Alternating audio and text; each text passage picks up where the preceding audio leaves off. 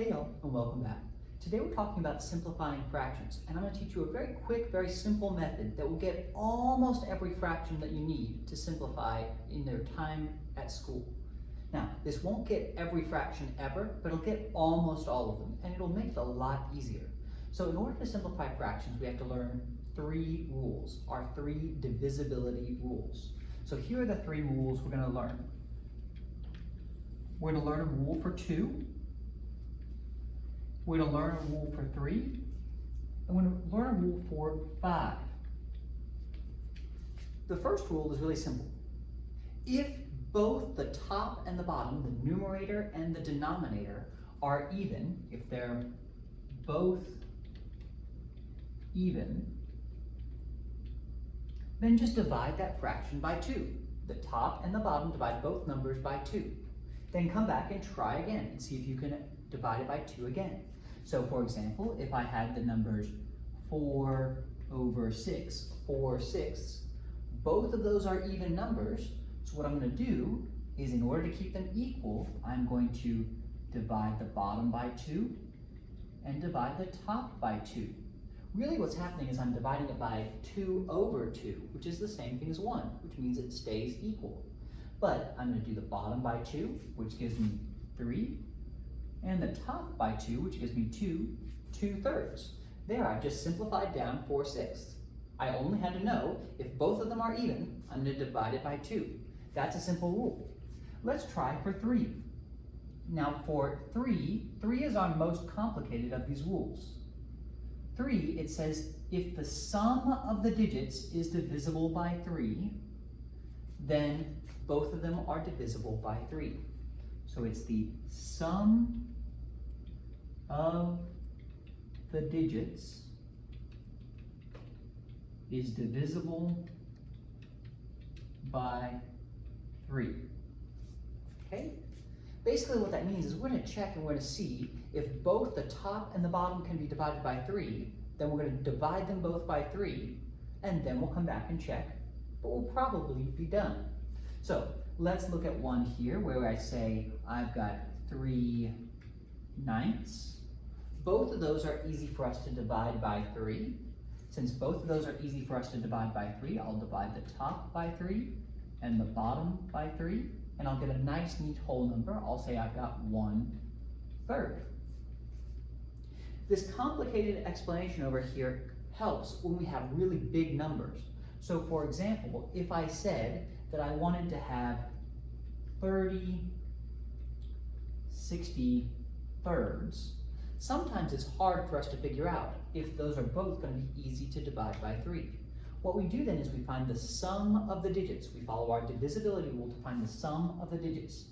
3 plus 0 gives us 3, so we're going to pretend for a second that this is just 3. 6 plus 3 gives us 9. And since I can divide 3 and I can divide 9 both by 3, then I know I can divide 30 and I can divide 63 both by 3. In fact, if I divide the top by 3, I'll get 10. If I divide the bottom by 3, I'll end up with 21. 10 21s. So that's how I find if I can divide them by 3. The last thing that I should check is I should check my rule for 5. Now the rule for 5 is really, really simple. If both the top and the bottom end in a 0 or a 5, then I can divide them both by 5. So if they both end in 0 or 5, then I can divide them both by 5. So let's look at an example. Let's say that I wanted to do 10 divided by 15, 10/15. Both of those end in a 0 or a 5. So I can divide both of those by 5. 10/15 simplifies down into 2/3. And then I go back and I check my work. I check my rules. So let's very quickly look at some examples. I'm going to use my divisibility rules for 2, for 3, and for 5. And I'm just going to check through there and see, does it work for any of those rules? Remember we said for 2, they have to both be even. For 5, we said they have to end in a 0 or a 5. And for 3, we said the sum of the digits has to be divisible by 3. So let's come up with an example.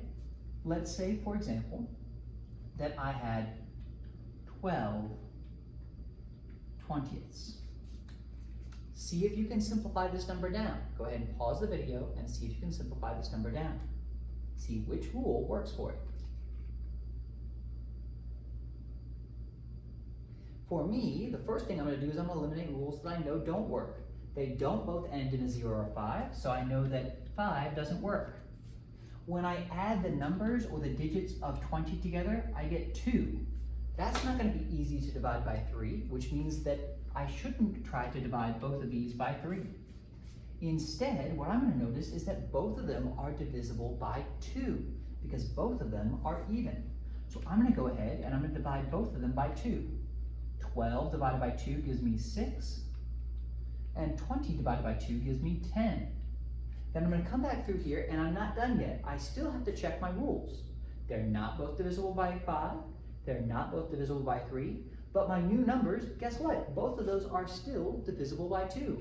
So I'm going to divide those both by 2 again. I've got 3 fifths. They're not divisible by 5, they're not divisible by 3, they're not divisible by 2 now because they're not both even numbers, which means this is probably the simplest way that I can write this fraction, 3 fifths. Okay, let's try one more and then we'll be done for the day. So let's say that I wanted to simplify a number, and the number that I want to simplify is something like 25 50ths. 25 50ths. First thing I'm going to do is I'm going to write over my 3 rules. I'm going to check the divisibility rule for 2, for 3, and for 5. They're not both even, so I know that I can't divide them both by 2. That's not going to help me. They're not both divisible by 3, because 2 plus 5 gives me 7, and that's not a number that's going to be easy for me to divide by 3. But they do both end in a 0 or a 5, so I'm going to divide them both by 5. 25 divided by 5 gives me 5. 50 divided by 5 gives me 10. 5 tenths. But I'm not done yet. I still have to check my rules until all of the rules are X'd out. They're not both even, they're not both divisible by 3, but they both still end in a 0 or a 5. So 5 divided by 5 gives me 1, and 10 divided by 5 gives me 2. 1/2 is this number simplified. Okay, I hope that helped, and I hope to see you again soon. Bye.